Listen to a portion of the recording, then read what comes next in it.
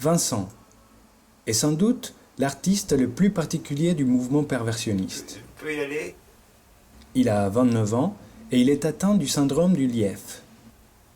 C'est bientôt fini? Cette maladie se caractérise par une liaison défectueuse entre les deux hémisphères du cerveau. Également, une malformation congénitale l'empêche d'utiliser son bras droit de façon optimale. Vincent rencontre Marcel Flores en 1999 lors du programme d'insertion sociale de parrainage artistique, conçu et dirigé par le directeur du centre psychiatrique de Pontoise, le docteur Abimelech. Marcel Flores a su voir un artiste performant inné, caché derrière ce corps injustement stigmatisé et torturé par la nature.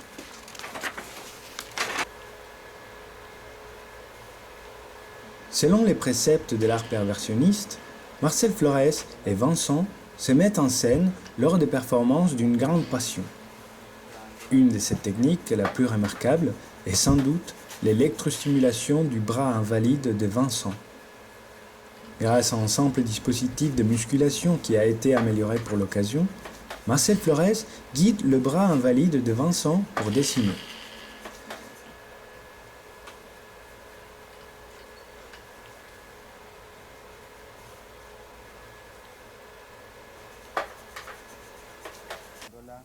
C'est avec ce même dispositif qu'ils ont réalisé une de ces performances les plus mémorables.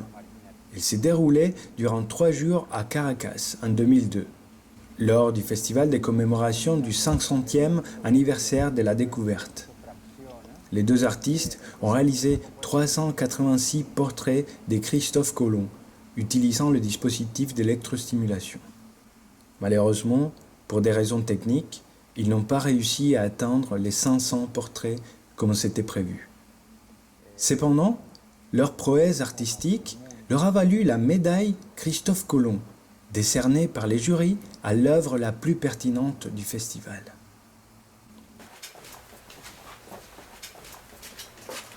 Cette rencontre a été sans doute le début d'une collaboration artistique qui s'annonce être un nouveau départ pour le mouvement perversionniste.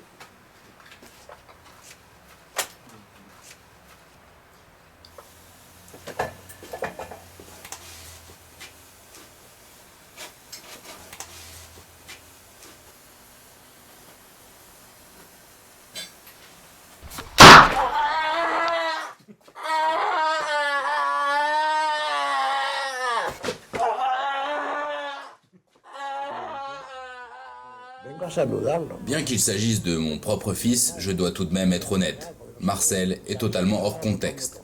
Son œuvre ne constitue absolument rien de pertinent vis-à-vis des théories perversionnistes.